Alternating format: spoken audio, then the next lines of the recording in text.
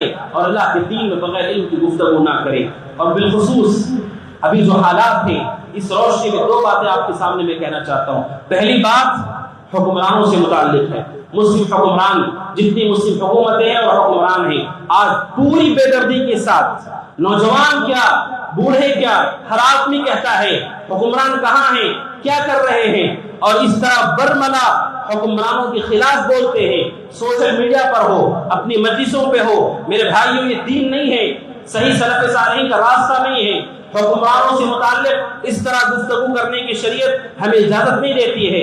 حکمرانوں سے متعلق ہمیں اللہ تعالیٰ نہیں پوچھے گا، لیکن آپ بد زبانی کریں گے اللہ اس کے بارے میں ضرور آپ کو پوچھے گا۔ حکمران اللہ سبحانہ و تعالیٰ نے ان کی اطاعت کا حکم دیا ہے، ان کی فرما برداری کا حکم دیا ہے کہ ہم ان کی اطاعت سے ہاتھ نہ کھینچیں۔ وہ جو مسلم حکمران ہیں، مسلم حکومتیں ہیں، ان کے خلاف زبان درازی کرنا اور یہ کہنا کہ وہ کیا کر رہے ہیں وہ ان کا اپنا معاملہ ہے۔ وہ ان معاملات کو زیادہ جانتے ہیں، کیا کرنا چاہیے نہیں کرنا چاہیے وہ ان کا اپنا معاملہ ہے۔ ہمیں اپنے آپ کو دیکھیے، ہمارے گھر کو دیکھیے، ہم جذبات میں کوئی قدم اٹھاتے ہیں پورے گھر کو نقصان ہوتا ہے، پورے گھر کو نقصان ہوتا ہے۔ آپ سمجھتے ہیں حکمران اپنے لاکھوں کروڑ رعایا کو لے کر کسی جگہ پر حملہ کر دے اس کے لیے کوئی آسان چیز ہوتی ہے؟ وہ دوسری جگہ پر حملہ کرے گا، اس نے اپنے ملک کو دشمنوں کے لیے کھول دیا، اپنے ملک کو اس دشمنوں کے لیے کھول دیا ہے۔ وہ اپنے مصلحتوں کو زیادہ جانتے ہیں، انہیں معلوم ہے کیا کرنا چاہیے اور کیا نہیں کرنا چاہیے، اور اللہ سبحانہ و تعالیٰ ان کا رب ان سے اس حوالے سے محاسبہ کرے گا۔ لیکن بحیثیت مومن اور مسلمان، بحیثیت کتاب و سنت کی متبع، ہمارے لیے درست نہیں ہے کہ ہم حکمرانوں کے خلاف زبان درازی کریں اور اللہ کے بندوں کو کے خلاف بھڑکائیں۔ یہ صحیح طریقہ نہیں ہے۔ حکمرانوں کی اطاعت کا حکم ہے، ان کے لیے دعا کا سلف صالحین کا طریقہ ہے، وہ ان کے لیے دعا کیا کرتے تھے۔ امام احمد بن حنبل کہتے ہیں رحمۃ اللہ علیہ، اگر مجھے معلوم ہو جائے کہ میری زندگی میں اللہ صرف ایک دعا قبول کرے گا، صرف ایک دعا، تو وہ دعا میں اپنے مسلم حکمران کے لیے کروں گا، اور ایک دعا مسلم حکمران کے لیے کروں گا، کیونکہ وہ درست ہوگا تو پوری رعایا کے اندر خیر پھیلے گا۔ یہ سلف کا منہج ہے۔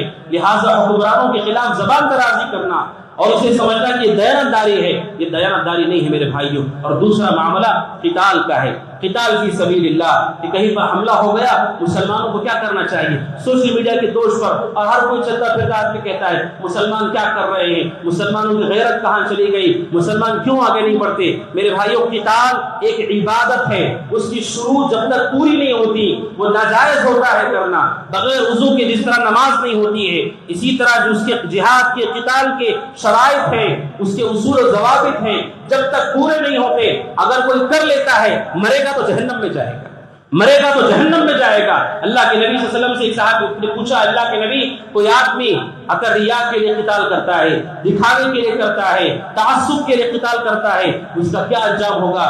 آپ نے کہا وہ آگ میں جائے گا، وہ آگ میں جائے گا۔ اس کے ضوابط ہیں، اصول ہیں۔ سب سے پہلا اصول تو یہ ہے، قتال حکمران کے جھنڈے کے نیچے ہی ہو سکتا ہے، حکمران کے جھنڈے کے نیچے ہی ہو سکتا ہے۔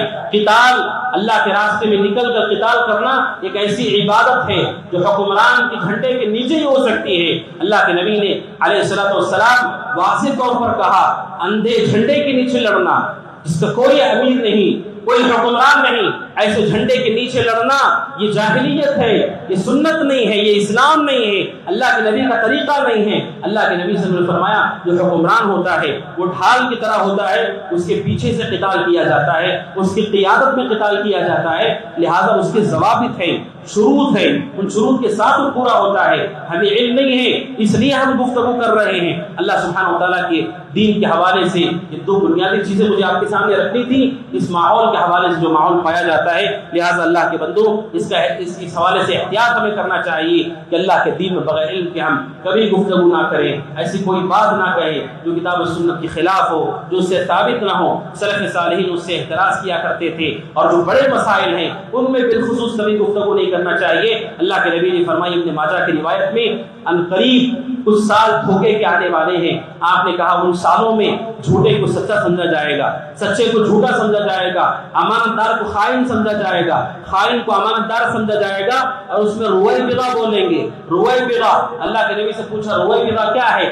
آپ نے کہا الرجل التافہ، ایک فاسق و فاجر جاہل آپ نے کہا یتکلم فی امور العامہ، امت کے عام مسائل پر گفتگو کرے گا، آپ نے کہا یہ آنے والے سالوں میں ہونے والا ہے، لہٰذا ہمیں اپنے نفس کی قدر کو اور قیمت اور حیثیت کو پہچاننا چاہیے، بغیر علم کی گفتگو سے بچنا چاہیے۔ اللہ سبحانہ تعالیٰ سے دعا کہ اللہ تعالیٰ کہنے والے کو، سننے والوں کو، ہم سب کو اس دین کا احترام کرنے کی توفیق عطا فرمائے۔ اللہ سبحانہ تعالیٰ